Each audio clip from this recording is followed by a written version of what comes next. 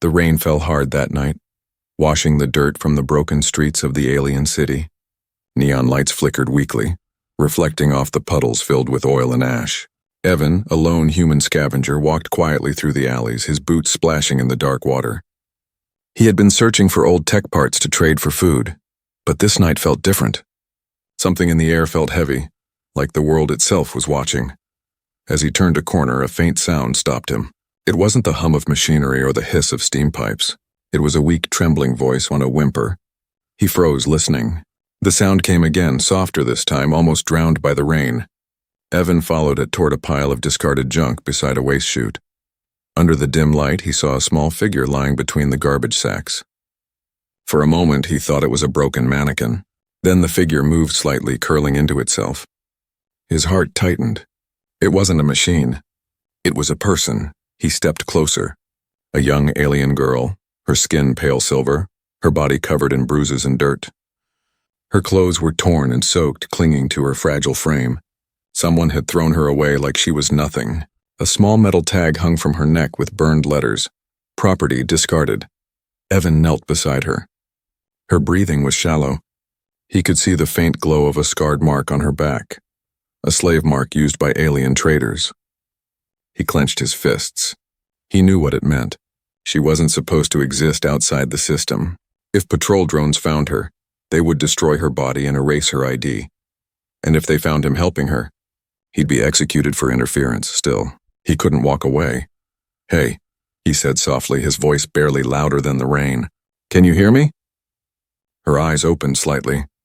They were unlike anything he had ever seen. Silver mixed with faint blue light, dull from exhaustion but filled with fear.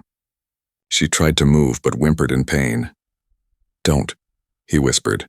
"You're safe. I won't hurt you." The girl stared at him like she didn't understand the meaning of those words. Evan slowly took off his old brown coat and wrapped it around her. She shivered but didn't resist. He could feel how light she was, too light, like she hadn't eaten for days. A sudden flash of red light swept across the alley. Evan looked up. A patrol drone hovered above the street, scanning for unauthorized movement. His pulse jumped. He ducked down, pulling the girl closer to the wall. The red light passed, moving to the next block. He waited until it faded before exhaling slowly. He looked down at her again. She had fallen unconscious, her small hand still gripping his coat like it was her last piece of safety. Evan sighed. "You picked the wrong city to be thrown away in," he muttered. Then he lifted her into his arms.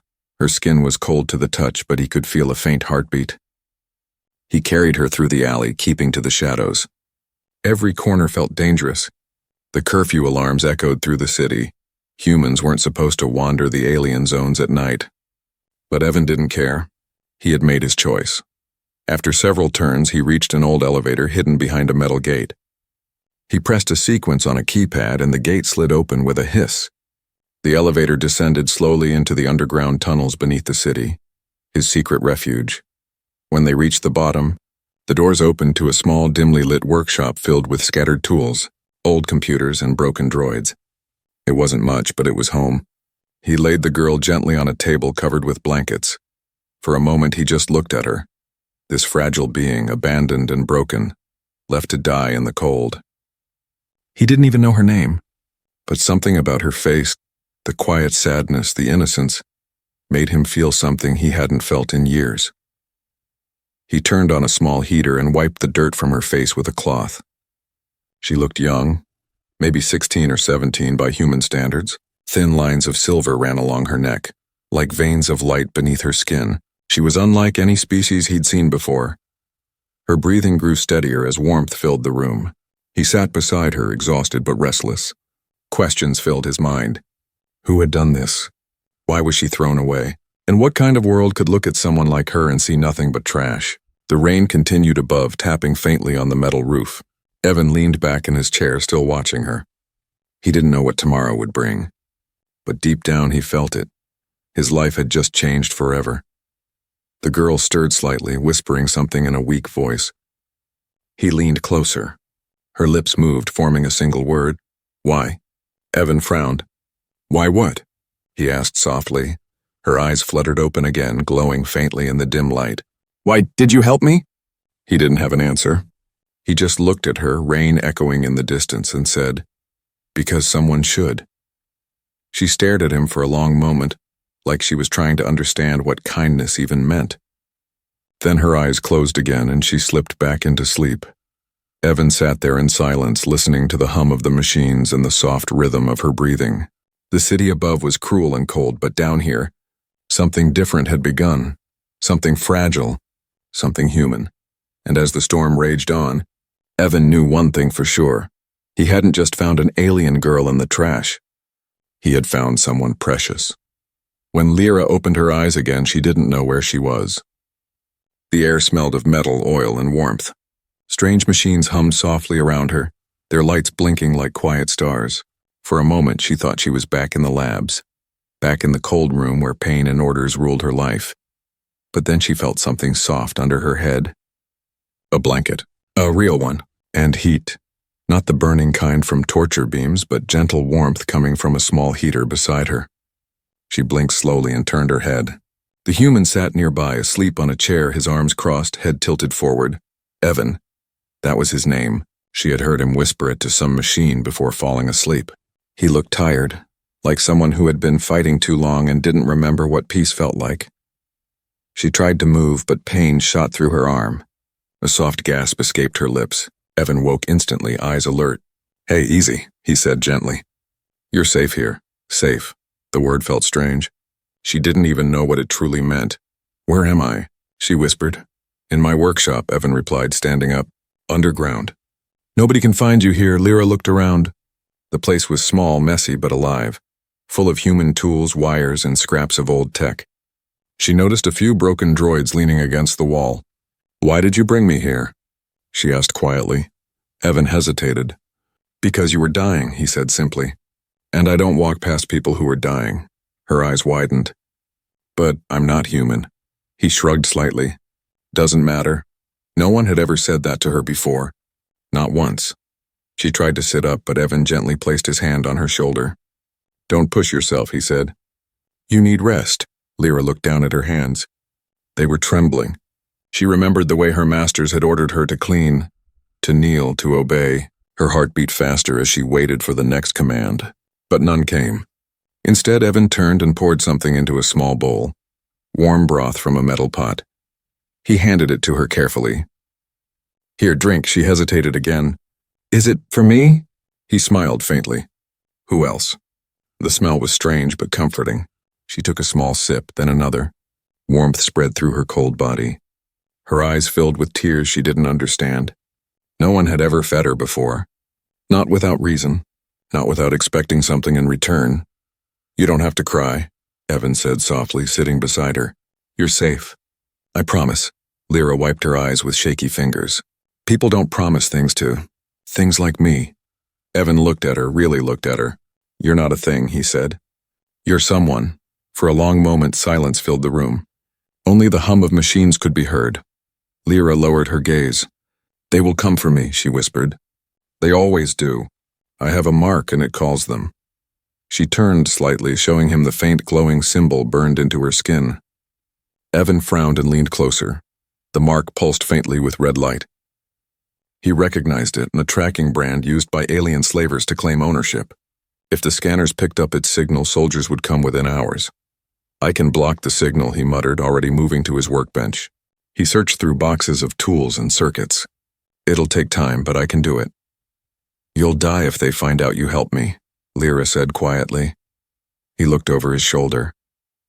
"Yeah," he replied, half smiling. "That's usually how my days go." Lyra didn't know whether to fear him or trust him. He was strange, reckless, kind, and foolish all at once. But when she looked into his eyes, she saw no cruelty there. Only warmth and something deeper. Something human. He worked for hours, attaching small wires to a device that emitted a faint blue light. Lyra watched silently, feeling something stir in her chest. Something like hope, but fragile and confusing. Finally, he returned to her side with a small tool in hand. "This might sting," he said. She nodded silently. He pressed the device gently over the mark. The red light flickered, dimmed, and finally went out. Lyra gasped. For the first time in her life, the burning chain inside her body went silent. "It's gone," she whispered. Evan nodded. They won't track you anymore. Tears rolled down her face again, but this time they were silent. She didn't know what to say. Evan sat beside her, handing her a small piece of cloth to wipe her eyes. Rest now, he said quietly. Tomorrow we'll figure out the rest. She looked at him one last time before closing her eyes. For the first time, she wasn't afraid to sleep. And as the dim light of the workshop flickered, Evan sat awake, staring at the wall. He didn't know why he had risked everything for her. But deep inside, he felt something he hadn't felt in years, a reason to care again. Outside, the city drones passed above, their scanners sweeping the streets. But underground, in that forbidden shelter, two lost souls had found the beginning of something neither could explain. Something fragile. Something precious. The next morning came quietly, though the world above never truly slept. Faint rumbles from patrol ships echoed through the underground walls, shaking dust from the ceiling. Evan was already awake, leaning over his workbench, his hands covered in oil and blood. He had barely slept. His mind wouldn't let him.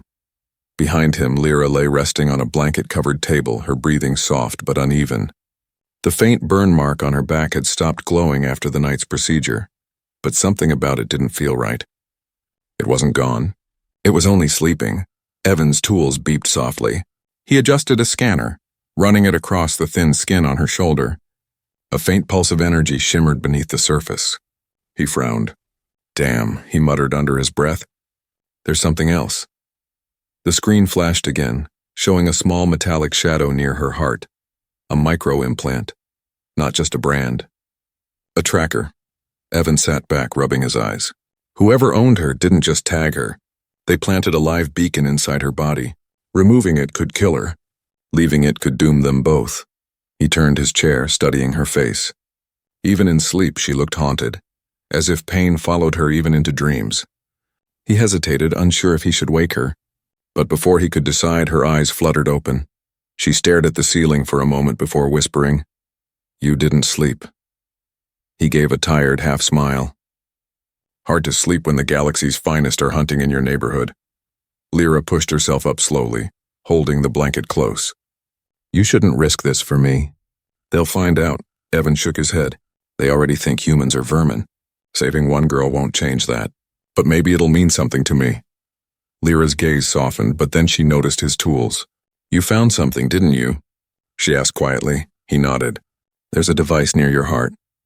A tracking chip. It's old but still active. Her hands went cold. She touched her chest, panic flashing in her eyes. They put it there when I tried to run away. If it stops sending, they'll come. If it stays on, they'll come anyway. Evan exhaled slowly. So either way, we're in trouble. She nodded weakly. Yes. He sat back, staring at his instruments. There's a way to remove it. But it's risky. One wrong move and I die, she finished for him. Her voice was calm. Too calm for someone so young. It wouldn't be the first time they tried. Evan clenched his fists. He hated how easily she accepted pain, how normal it seemed to her. He couldn't let that be her ending. No, he said firmly. You're not dying here. Not like this. He set up a small med drone, adjusting its arms with steady hands. Lyra lay back, her breathing shallow. It'll hurt, he warned. She gave a faint smile. Everything does. The scanner buzzed as the drone hovered over her chest. Evan focused on the small dot glowing faintly on the monitor. The implant was tiny, the size of a grain of sand, but it pulsed with strong energy. He activated the surgical laser, and the smell of burnt metal filled the air. Lyra gasped in pain, her body trembling. Evan gritted his teeth, holding the tool steady. Almost there, he muttered. Stay with me. She clenched her fists, trying not to scream. Images from her past flashed before her. Cold laboratories, the faces of her masters, the endless nights of silence. But through the pain, she saw his face, focused, desperate to save her. Finally, the screen flashed green. Evan exhaled sharply and pulled the tool away. The implant, a small metallic shard, and clattered into the tray.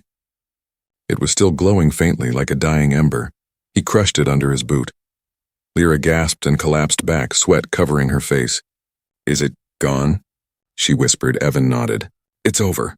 They can't trace you anymore. For a moment, silence filled the room. Then Lyra began to cry. Quiet, trembling sobs that echoed through the workshop.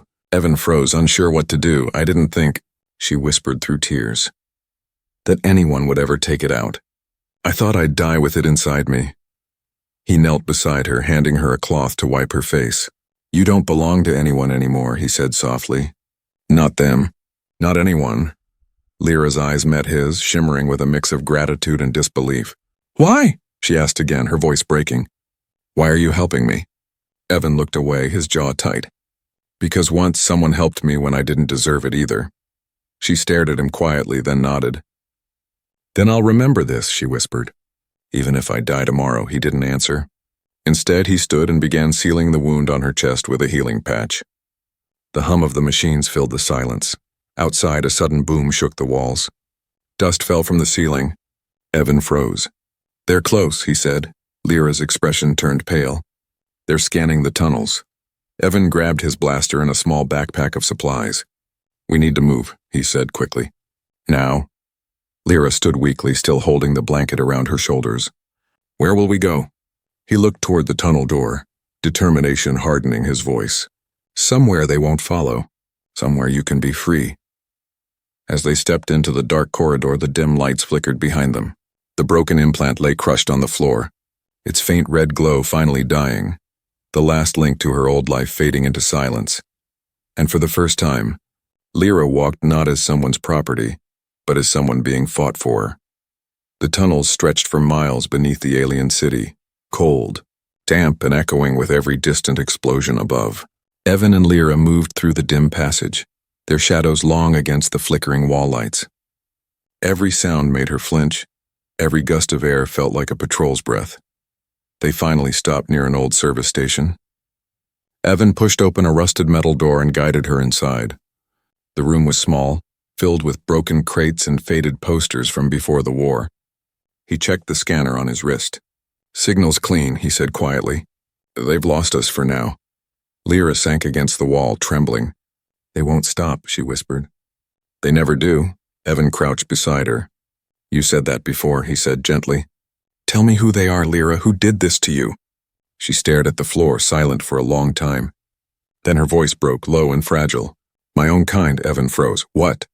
Her eyes shimmered faintly in the half-light. My people, the Valari. We were healers once. We could mend wounds with light. We believed every life had worth. But when the Federation came, they took our gifts for war. They said we'd serve peace, but they turned us into tools. Her words came in fragments, broken by pain and memory. They took us to the labs. They said they'd improve our powers. I was only a child. They burned marks into our skin, the marks that made us stronger, but also made us theirs. Those who resisted were sold to other races. Those who obeyed became their soldiers, medics, slaves. She paused, her voice trembling. When I lost my power, they called me defective. They threw me away. Evan listened silently. His fists clenched as he imagined it. The cold labs, the cages, the screams of children used like machines. He had seen cruelty before, but not like this. Lyra looked at him, tears rolling down her pale cheeks. You don't understand, she whispered. In my world, failure means you don't deserve to exist. Evan shook his head. No one deserves that, not you. Not anyone. She gave a faint, sad smile. You talk like the old humans did. My people used to laugh at that kind of hope. He stared into the flickering light. Yeah, well, hope's the only thing they haven't figured out how to kill. For a while, neither of them spoke. The room filled with quiet hums from old machinery. Lyra traced a line on her arm where scars ran deep. You remind me of someone, she said softly. A human doctor who worked in the labs. He tried to help us. They executed him for mercy. Evan looked up sharply. What was his name? I don't remember. But he said something before they took him away. That kindness can survive anywhere, even in darkness. Evan felt something twist inside him. Maybe that man had been one of his old allies, one of the last good people left when the war burned everything. He swallowed hard, pushing the thought aside. Then maybe he was right, he said. Because you're still here. Lyra met his eyes, her expression soft but uncertain. Why do you care so much? You don't even know me. Maybe I don't need to, he said simply. Maybe it's enough to know you didn't deserve what happened. Her lips trembled as she tried to hold back more tears. Evan, I don't know how to be free. I don't even know who I am without chains. He placed a hand gently on her shoulder. Then we'll find out together. For a moment there was only silence between them, not the heavy kind filled with fear, but something gentler, almost peaceful. Then the ground shook again. Distant alarms echoed through the tunnels. Evan glanced at the ceiling. "They're scanning wider areas now," he said. "We need to move before they lock this sector." Lyra nodded, wiping her eyes. But before they left, she turned to him one last time. "Evan," she said softly, "if they catch us, don't let them take me back. Promise me that." He looked at her, the faint light of courage flickering in her broken eyes, and nodded slowly. "I promise." As they stepped out into the tunnel again, something shifted in the darkness. Lyra's hand glowed faintly for a brief second, a soft silver light that faded just as quickly. Evan noticed but said nothing. Maybe her power wasn't gone after all. Maybe the act of being seen, of being cared for, was bringing it back. And above them, in the ruined streets of the alien city, new orders spread among the soldiers: recover the lost Valari subject, dead or alive. But deep below, in the forgotten tunnels, a fragile spark of humanity had just been reignited, and neither Lyra nor Evan knew how bright it would one day burn. The tunnels were no longer safe. The echo of engines above sounded closer with every passing hour, and the faint vibration under their feet told Evan that patrol ships were scanning deep below the surface. The air smelled of ozone and dust, a sign that drones had entered the lower sectors.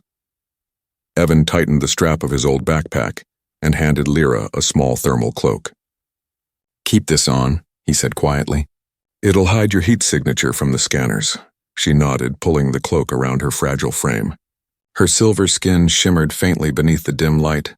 "You think they already know we're here?" she asked. "They will soon," he replied, glancing at his wrist display. "They're tracing power lines. We need to get out before they seal this sector." Lyra followed him through the narrow tunnel. Water dripped from the ceiling, and every sound felt louder than it should. Her legs still ached from the surgery, but she kept moving, matching his pace as best she could. After an hour of silence, Evan stopped near an old maintenance hatch. "We'll surface here," he said. "There's a transport route nearby. If we're lucky, I can hijack a crawler to reach the outer planes." "Lucky," Lyra repeated softly. "Humans always use that word." He smiled faintly. "That's because we run out of better ones." He pushed the hatch open and cold air rushed in. Above them stretched a dark sky streaked with smoke. The alien city was still glowing in the distance, towers of light against the endless night. But the ground here was ruined, filled with wreckage and rusted vehicles. They climbed out carefully. The air was sharp and cold, cutting through their lungs. Evan scanned the horizon. "We'll head west," he said. "There's an abandoned outpost past those ridges." Lyra followed silently, her eyes darting at every sound. The open world felt wrong, too vast, too exposed. She had spent her life inside cages and laboratories. The wind against her face felt like freedom, but it also carried fear. Suddenly a faint hum filled the air. Evan froze. "Down," he hissed. They dropped behind a pile of broken metal as a patrol drone flew overhead, its red sensors sweeping the ground. Lyra held her breath, her heart pounding. The beam passed inches away from her cloak, then turned and vanished toward the east. Evan exhaled. "That was too close." Lyra looked at him, trembling. "They know," she whispered. "They can smell the mark even without the tracker." He shook his head. "No, you're just scared. You're free now." But even as he said it, he knew she was right. The Valari mark wasn't just a tag. It was biological, coded into her energy. The aliens would sense it eventually. They moved again, faster this time. The broken terrain cut their hands and feet, but they kept running until they reached an old bridge half buried in sand. Beyond it, the open plain stretched under a silver moon. Evan stopped to catch his breath. "We'll rest here for a minute." Lyra leaned against the bridge pillar, her chest rising and falling rapidly. "Why do you risk this?" she asked. "You could have left me in those tunnels. You could be safe now." Evan looked up at the sky. "Safe stopped meaning anything to me a long time ago," he said. "The world ended for my kind years back. I'm just trying to remember why I'm still alive." Lyra's voice softened. "Maybe to remind the universe that humans still care." He smiled at her words, a small, tired smile. But it faded when a flash of light appeared on the horizon. "They're here," he said sharply. A formation of hover bikes cut through the darkness, their engines screaming. Red beams scanned the ground. Evan grabbed Lyra's arm and pulled her behind the wreckage. Run! They sprinted across the sand, blaster fire exploding behind them. Lyra stumbled and Evan caught her before she fell. The sound of pursuit grew louder. One drone dived low, firing plasma shots that scorched the ground near their feet. Evan pulled out his blaster and shot back, hitting the drone's wing. It spun and crashed, bursting into flames. But more were coming. Keep going, he shouted. We're almost there! Lyra's strength was fading fast. Her body wasn't built for this kind of strain. When she tripped again, Evan turned back, and that's when a plasma bolt hit his shoulder. He fell to one knee, teeth gritted in pain. Lyra screamed and rushed to him. Evan! He tried to push her away. Go! But she knelt beside him, her hands glowing faintly. No, not again. The light from her palms spread across his wound, silver and warm. The bleeding stopped, the skin closed. Evan gasped, staring in disbelief. You healed me. Lyra's glow dimmed. I didn't think I still could, she whispered weakly. He caught her before she collapsed. You did enough, he said softly. You saved me. The hover bikes were getting closer, their engines roaring through the night. Evan lifted her in his arms and ran toward the ridge. Blasts rained behind them, lighting up the sand like fire. At the top of the ridge, he looked down and saw it. A structure half buried in frost, the remains of an old human outpost. Hold on, he whispered. We're almost home. He sprinted down the slope, every step echoing with the chase behind. Lyra's faint light flickered in his arms like a dying star, and as the first patrol ship descended from the sky, Evan dove into the ruins, a shadow swallowed by darkness. The chase had just begun, but something deeper had already started, a bond neither war nor fear could break. The wind screamed across the frozen plains as Evan forced the rusted metal door shut behind them. The outpost walls groaned under the pressure of the storm. He dropped to his knees, still clutching Lyra in his arms. Her silver glow was fading fast and her breathing was shallow, almost too quiet to hear. He set her down near a half-working generator, its soft hum bringing faint light into the ruined room. Stay with me, he whispered, his voice rough from the cold. Lyra's eyes fluttered open, barely able to focus. They're still coming, she murmured weakly. I know, Evan said. He checked the scanner on his wrist, multiple red blips moving fast across the map. We don't have much time. The outpost was barely standing, a skeleton of old war metal and human memory. Dust covered the consoles and the floor was littered with frost and shattered glass. Evan ripped a power cable from the wall and connected it to an ancient defense node. It sparked once, then came alive with a dull glow. Come on, old girl, he muttered. Just hold together for one more fight. Behind him, Lyra struggled to sit up. You can't fight them all, she said softly. He turned to her. I don't need to win, he replied. I just need to buy you time. Her eyes filled with fear. They'll kill you for helping me. Evan smiled faintly. Yeah, probably. Outside, the sound of engines roared through the storm. Searchlights swept the icy ridges, slicing through the snow like knives. Evan positioned himself behind a broken barricade, his blaster ready. Moments later, the first plasma shot hit the outer wall, shaking the entire structure. Snow burst in through the cracks. Evan fired back, hitting one of the drones that hovered too close. It exploded in midair, scattering metal shards across the night sky. Lyra flinched at the sound. Evan, stop! She cried. They'll never stop hunting me. Please don't die because of me. He glanced back at her. Lyra, he said firmly. When I found you, you were thrown away like nothing. But you are not nothing. You deserve to live. Even if I don't make it, you will.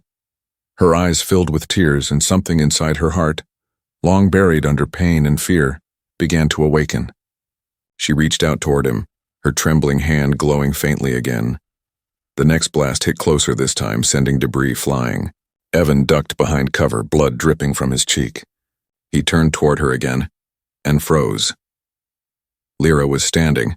Her cloak had fallen away, revealing veins of light pulsing under her silver skin. Her eyes glowed bright, no longer dim or afraid. She stepped forward, the soft hum of her energy echoing through the outpost. Evan, she whispered, her voice calm, almost otherworldly. You've done enough.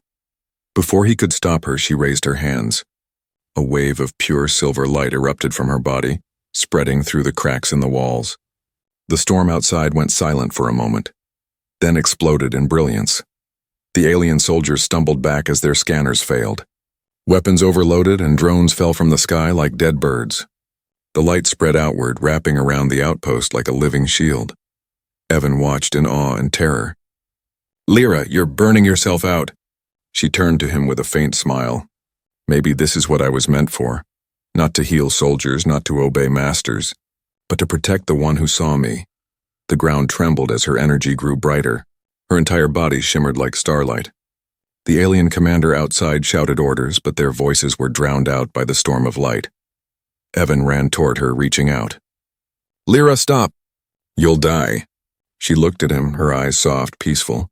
"You showed me I was someone precious," she whispered. "Now let me show them what that means." The brilliance reached its peak, blinding the entire plane. A roar of power surged through the air and everything went white. When the light finally faded, silence filled the world. Snow fell gently again. The alien ships were gone, retreating, broken, or scattered by the force they couldn't comprehend.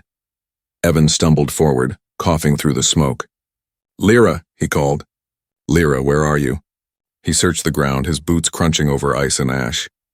Then he saw her, lying in the snow, motionless, her glow faint but still there. He knelt beside her, lifting her into his arms. Her voice was barely a whisper. Did we make it?" He held her close, tears freezing on his face. "You saved us," he said softly. "You saved everyone," she smiled weakly. "Then I'm glad." Her hand brushed his cheek, leaving a faint trail of silver light. "Remember me, Evan. Not as a slave, but as someone who mattered." He nodded, unable to speak. Her hand fell slowly, her glow fading into the night. Evan sat there in the snow, holding her as the storm calmed. The sky above cleared, revealing distant stars, the same stars she had once looked at from a cage. And somewhere, in the cold silence of that alien world, her light lingered, not as a weapon, not as a mark of ownership, but as a memory that refused to die. Dawn rose weakly over the frozen horizon, painting the plains in shades of silver and pale gold. The battlefield was quiet now. No ships, no engines, no screams. Only the whisper of the wind over snow and the soft crackle of frozen metal. Evan sat in silence near the ruins of the outpost. His coat was torn, his hands raw from cold, but he didn't move. In his arms lay a bundle wrapped in a faded blanket. Lyra's body, still and peaceful, her silver skin dimmed to a soft gray blue. The faint mark on her shoulder no longer glowed. He had stayed there through the night, waiting for her light to return. It never did. Now as the morning sun climbed higher, he rose slowly, his joints stiff, his eyes hollow but calm. He walked to the ridge where the wind blew strongest, carrying the sound of the distant city. There he began to dig. The ground was frozen, but he worked anyway. Each strike of the shovel sent pain through his arms, but he didn't stop. He had buried soldiers before, comrades, friends, strangers. But this time it felt different. This time he was burying hope itself. When the grave was deep enough, he placed her gently inside. Around her neck he left the broken slave tag, now nothing more than cold metal. On her chest he placed the glowing shard he had salvaged from her last burst of energy. It flickered softly like a tiny heartbeat. He stood there for a long moment, staring down. "You weren't trash," he whispered. "You were the best thing I ever found." The wind carried his words away into the silence. He covered the grave with snow and dirt, smoothing it with his hands. Then he marked it with a small piece of metal, carving her name with his knife. Lyra. Light never dies. He sat there until the sun rose higher. For the first time in years, he didn't feel alone. She was gone, but her warmth hadn't left. It lived quietly inside him, a reminder that kindness still had power, even in a universe that had forgotten the meaning of mercy. Weeks passed. Rumors began to spread through the outer colonies, stories of a blinding light on the alien frontier, of soldiers who dropped their weapons and fled. Some said it was a weapon, others said it was a miracle. Only Evan knew the truth. He became a wanderer again, moving from planet to planet, fixing machines, trading stories. But everywhere he went, he spoke of her, of the girl who was thrown away like nothing, and became a symbol that changed everything. And slowly, the galaxy began to listen. In the alien cities, statues of the Valari healers were restored. Old laws that branded the weak as useless were questioned. Slavers began to vanish in the night, taken by rebels calling themselves the Lightkeepers. When people asked where the movement began, the answer was always the same: with one human and one forgotten girl. Years later, Evan returned to the frozen plains. The grave was still there, untouched, the carved metal marker half buried in snow. He knelt beside it, older now, his hair streaked with gray. "You'd laugh if you saw what they're saying about you," he murmured. "They call you a goddess now, a symbol of hope." He smiled faintly. "But I remember the truth. You were just a scared girl who didn't know her own worth, and that's what made you real." The wind blew gently, and for a brief moment he swore he saw it, a shimmer in the air like silver dust swirling above the grave. It glowed softly, the same way her light once did. Evan closed his eyes, feeling the warmth on his face. "Yeah," he whispered. "You're still here." As he stood to leave, the sun broke through the clouds, scattering light across the snow. It glinted off the metal marker, making the name Lyra shine bright as fire. And somewhere beyond the cold sky, among the stars, her light spread again, across hearts, across worlds, across time itself. The galaxy would forget many names, but not hers, not the girl who had been thrown away like nothing, and was remembered forever as someone precious.